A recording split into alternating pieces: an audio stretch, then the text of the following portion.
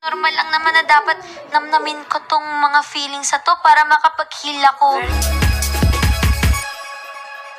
Andrea Brillantes, sinagot na nga po ang mga isyong kumakalat na siya nga daw po ang pinakapunot dulo ng hiwalayan or ng third party na tinutukoy ni Catherine Bernardo at ni Daniel Padilla.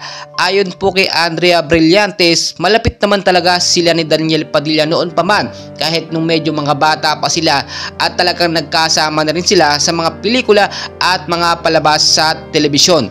Pero it doesn't mean daw na sila ay may relasyon na tinatago lang daw sa social media.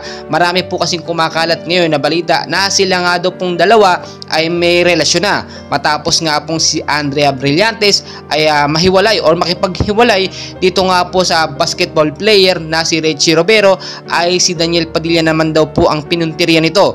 Well guys, no, ayon na rin sa ating pinagkakatiwalaan, pawang walang katotohanan, at ayon na rin po kay Andrea Brillantes na misinterpret lang daw po yung mga larawan nila noon na sila ay magkasama ni Daniel Padilla. Super close lang po sila, as in parang magkapatid, at hindi daw po dapat bigyan ng mali siya.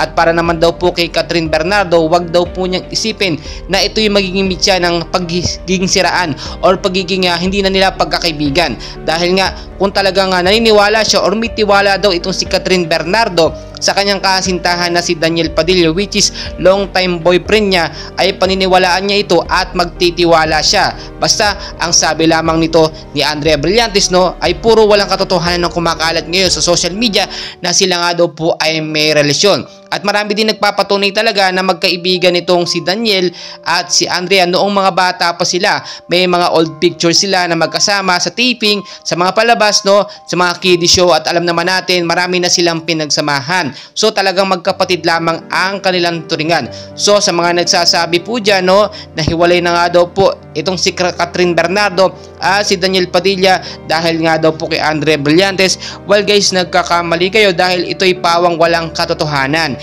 Kaya naman, no, sana maayos as soon as possible ang misunderstanding nga po ng long time boyfriend at girlfriend na si Catherine Bernardo at si Daniel Padilla. And well guys, patuloy ko kayong i-update, and please huwag nyo kalimutan naman mag-like and subscribe para updated kayo sa ating mga Celebrity Pinas update. Maraming salamat.